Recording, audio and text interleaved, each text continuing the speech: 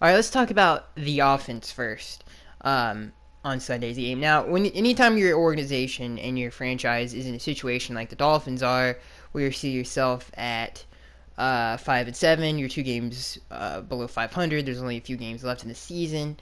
Obviously, we're in the last month of the season. One of the things you really want to see, besides either finishing strong, but the other thing you really want to see is your young players succeed. And I think we really saw that on Sunday. And that was the number one thing I wanted to see in this game, is some of our young players continue to grow and see what they do with more opportunities due to injuries. And, the two that stand out for me the most out of any of them, and the two that have impressed me, especially in this game, is Jesse Davis and Kenyon Drake. They both had tremendous games. Obviously, I was very trepidatious and skeptical about Jesse Davis's future with the team, whether he could be a long-time right tackle or an asset on this offensive line, and I think he will. I mean, he's a very young player.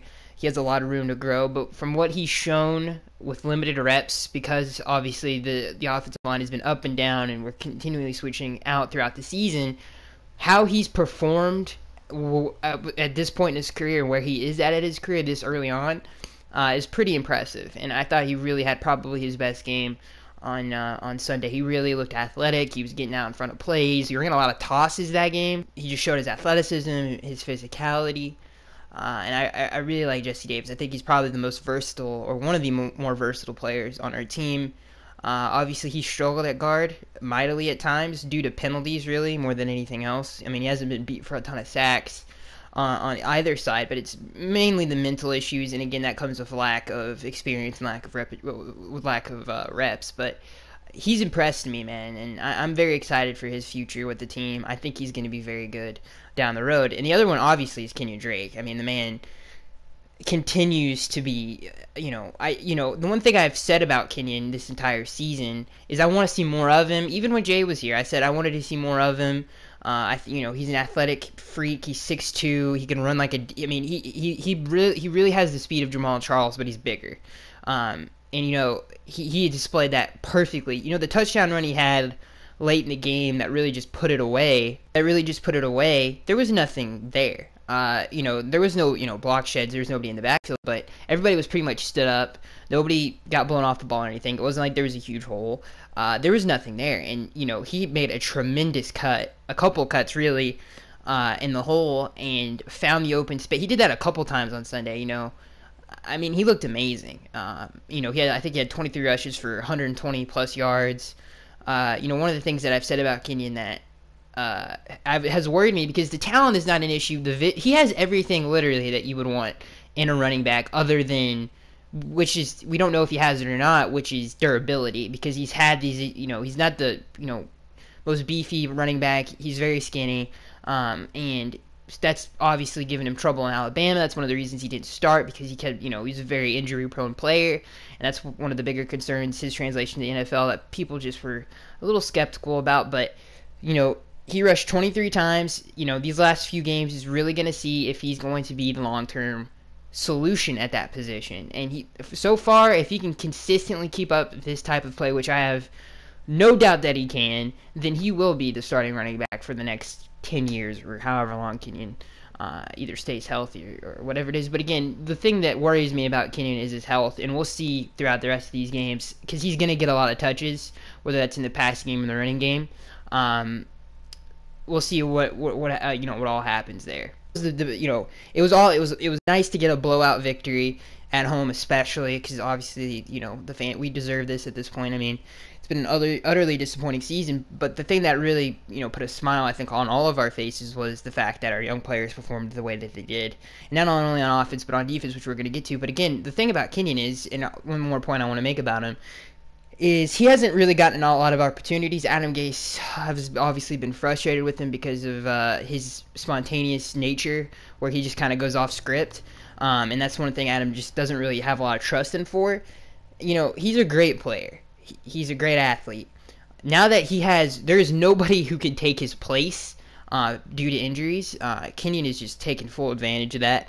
Even when Damian comes back, I don't know if he's going to come back this season, but if he does, Kenyon should just be the starter, because I think, I've said this when Jay left, Kenyon needs to be the full-time guy, and it was really nice to see him take advantage of the opportunity. So that was just beautiful to see. For the rest of the offense, Kenny Stills continues to probably, other than him and Jarvis, continue to be dominant. In each game that they've played this year, they might not have gaudy numbers like 150 yards, but either one of the two have made big plays in all of the games. And Kenny's really catching fire.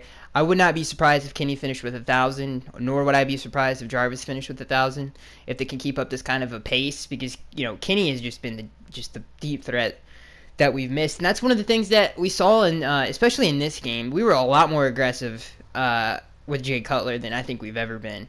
And it was nice to see that. Obviously, we took a lot of shots downfield to Jarvis, to Julius Thomas, that back shoulder fade in the end zone, all of that kind of stuff. It was really nice to see that. It was nice to see the aggressiveness of this offense come back a little bit, because it's so talented at the skill positions that if we push the ball down the field, obviously it's more fun for the fans to watch, and it results in more points. So it was nice to see our offense get back to that same kind of excitingness that they were in 2016, where they at any point in time could take any pass or run to the house, and we really saw that on Sunday. If it wasn't for turnovers, this game would have been a whole lot worse.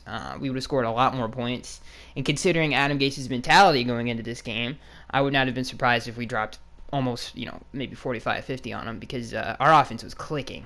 So again, it was really nice to see us finally work as a unit and as a team, as an offense. You could really see that there was actual chemistry, like I said, with the back shoulder fade.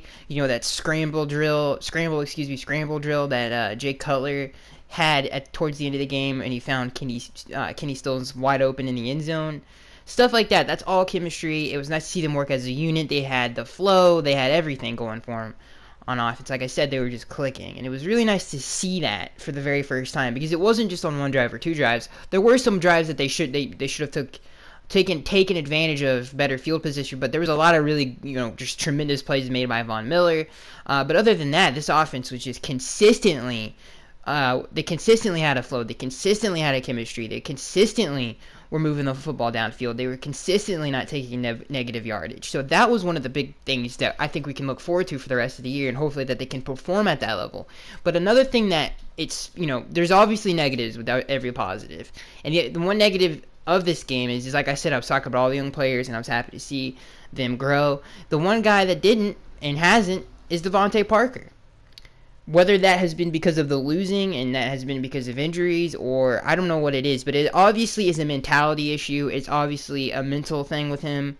He just doesn't bring it every single week like Jarvis does or Kenny does. He just doesn't bring that competitive fire that we need at that position. He doesn't want it. He doesn't want to dominate. It just doesn't seem like he's in it. And it's very, very unsettling and unfortunate, to be honest with you, because he has so much talent. If you would just put 110% in every single game and go out there, and act like he has something to prove, then maybe we would get a different result. But clearly, there is something wrong with him, and I whatever it is, we might actually have to consider moving on from him at this point, because if he continues to be this inconsistent, there is no point to keep him on this field. One of the things the Dolphins need, and because he hasn't brought it, is a dominant 6'2", 6'3" X receiver, and that's something that we don't have.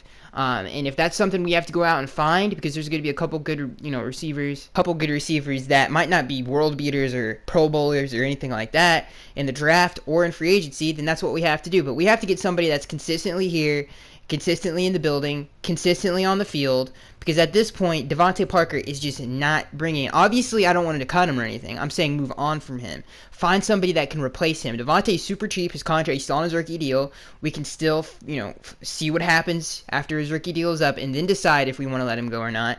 But we can get somebody that can consistently come in and be that dominant outside receiver. Maybe that'll light a fire under him, because something needs to happen with him. I honestly don't understand what it is. But other than that, it was really nice to see the young players perform at the level that they did. And it was nice to see the chemistry and flow and the big playability that this offense displayed on Sunday. All right, let's talk about the defensive side of the football. And just like the offense, in the defense we saw some of the same similar glowing lights that we can look forward to down the line for years to come. We saw a lot of young players perform at a high level, and hopefully they find their groove and they finally start blossoming into the players that they're going to be for the rest of their career. And I think we saw that on Sunday. Xavier obviously is one of those. He wasn't going against Peyton Manning or Tom Brady, but he's also struggled against quarterbacks that aren't very talented, like Ryan Fitzpatrick and some other quarterbacks that we've played this season. So it was nice to see him have that kind of a game. It wasn't like, oh, he caught 2 tipped interceptions and that was his game. No, he undercut her out. That was a beautiful play by Xavier. Obviously, the other one was, either way, if it wasn't tipped or not, it would have been an interception because Xavier had tremendous coverage on the play. He also had five, which is insane to me, 5 pass deflections on the entire game, which is insane. So 2 picks and 5 pass deflections. That's one of the best games the corners had all season. I mean, that's insane. That's a dream as a cornerback to have a game like that. So it was really nice to see him because he's been so up and down, and we really had, especially me, I had a lot of faith in what he was going to be this season because he had such a nice preseason. One of the things that Kenyon's always had is, I keep saying Kenyon, Xavier's always had is great ball skills. I think he has a good feel for when to get his head around and get his hands up, which is something that's very hard to find in corners in today's game. And he's a tremendous tackler. That's another, 2 of those are very hard to find in corners nowadays. Usually when you see corners, and not even corners, linebackers as well, and some of our players are guilty of it, they just drop their shoulder and they think that's a tackle. That's not a tackle. I don't know who's teaching these people to tackle nowadays, but obviously wrapping your hands around somebody and fully wrapping up and bringing it to the ground, that's how you tackle. The shoulder shrug stuff is ridiculous and it's not a tackle. But Xavier doesn't do that. He has good fundamentals. He might not be right all the time in terms of some of the things that he does, but he you could tell that his confidence was probably in the gutter because of the the beating he's taken in the media and fans and his performance. It's probably taken effect, but it was just a really nice bounce back game for a young player that's only in his 2nd season. A lot of people forget that. It's like he's been here 10 years and he's been terrible the entire time. No, obviously this is his 2nd season. And he didn't get a lot of playing time his first, so this is really his rookie year. I mean, this is his first 16-game season in his career. So this is valuable time for him, and he's got a bright future. Other young players that might not be a Dolphin after the season that had a really nice game was Jordan Phillips. The one thing that I've been sick and tired of, literally just cannot stand about this defense, is its intelligence. Sometimes you could call out, you probably as a fan, and some of you probably know this because if you watch a lot of football, I mean, the NFL, everybody steals each other's stuff. You understand tendencies of teams, and you just wonder why the players don't understand that. Of course, on a 3rd and 13 or 3rd and 15, it's either going to be a draw, a quick pass, or a screen. But it's definitely going to be something under the first down marker, especially since your front 7 is so talented. So for teams to just throw a 2-yard screen or a jailbreak screen or something stupid like that and pick up a first down has been one of the mind-numbing things about this defense this entire season. And what Jordan Phillips did on Sunday literally made me get up and cheer because he sniffed out the screen. It was like a loss of 4 or something like that. It was just beautiful football, and he's actually, if you think about it, I know we've been losing a lot, but he's had a pretty good last 3 games. Safety call that he was a huge part of in the game against the Buccaneers, and he was a huge presence in this game, and he played pretty well. And he hasn't been healthy a lot this year, but when he has been healthy and when he's been out there, he's really showed something. And, this is the thing about this defensive line. There are so many good young players on it. Devon Godchaux, Vincent Taylor, Vincent had a great game as well. He had a couple plays where I was like, wow, those are splash plays. Again, this defensive line has a lot of young talent on it and a lot of things to look forward to the future. Now, the players that are a little bit older that are obviously going to be on this team for a very long time that, in my opinion, have really, really been consistent and have really looked good are the 2 safeties, TJ McDonald and Rashad Jones. They're just flying around the field, and as they get more reps together and as they get to play together more and as they get to understand each other's tendencies and what they want to do on each play and get that kind of chemistry down, these 2 could be very, very good. And, TJ had a pick this game, and he reads the field so well, and for a big safety, and this is something that I was very critical of that I didn't think he could do. He really can move around he has sideline to sideline speed, and for a man that big to have that kind of speed is ridiculous. And he's a tone-setting safety, and he's tremendous in run defense. Him and Rashad are very similar. They're super athletic, big dudes who have scary good athletes. They're just, they're freaks of nature. I mean, imagine being like 6'4" and can run like a 440 for God's sakes, and have that kind of sideline to sideline speed. So it's very impressive, and they're both really smart. They're veterans at this point. They're in the prime of their career, and it's really fun to watch on Sundays. And those two are one of the brighter spots on this entire team, and that's something that they've been consistent. I cannot wait to see them play on Monday Night Football. I'm very. It just gets me excited to see those two play each and every single week. So it was nice to see those two have a great game. And as a whole, this defense had a great game. They only really allowed it was three or 6 points. I can't remember, because obviously Cutler threw the pick six to Jonathan Simmons, and that was a pick six. But I can't remember if it was 3 or 6. I can't remember. But the defense did not allow a touchdown. I'm pretty sure. So. Really good game by a lot of young, talented guys, and there's, again, one of the things that you can take away from this game is no matter how bad a team is performing, you can always see the bright spots in that particular team, and then you can really point those out, and you can say, those are the building blocks. Those are what this organization has to build off of and can build around. And there's a lot of that on this team on offense and defense, which is good for this franchise going forward, and it was nice to finally see that out of this franchise and this football team. Is these young players and some of these players that we've signed to long-term deals have a great game. And again, the two safeties, TJ and Rashad, they've been really consistent. If it wasn't for losing, then it would be different. I think they'd get more recognition, but they had another great game, and it was really nice to see. So that is going to be it, guys. I am Skagster23. Let me know what you are excited about and what you think the building blocks are down in the comment section below, and I will see you guys in the next one.